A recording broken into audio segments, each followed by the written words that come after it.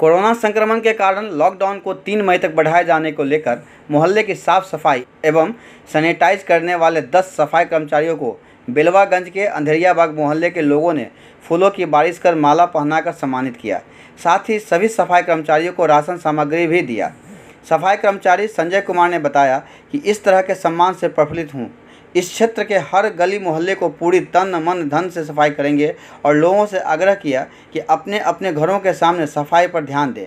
वहीं मजदूरी कर जीवन यापन करने वाले परिवार की कठिनाइयों को देखते हुए बेलवागंज अंधेरिया बाग मोहल्ले के लोगों ने 100 परिवारों के बीच राशन सामग्री का वितरण किया। राशन सामग्री देने के दौरान सभी लोगों से लॉकडाउन का पूरी तरह पालन करने को कहा। राशन सामग्री वितरण करने वालों में अनिल कुमार, लाल बाबू सोनी, राम कुमार चौधरी, संजय कुमार, ऋषि कुमार चौधरी, आलोक रंजन, गोपाल ठाकुर, सोनू कुमार, मोनू कुमार, टिंकू कुमार आदि शामिल थे। अगर ये खबर आपको अच्छी लगी हो और आपने अभी तक हमारा चैनल सब्सक्राइब नहीं किया है तो हमारे चैनल को सब्सक्राइब कर लें। अपने मित्रों एवं रिश्तेदारों के साथ खबर को शेयर करें, सब्सक्राइब करें, लाइक करें।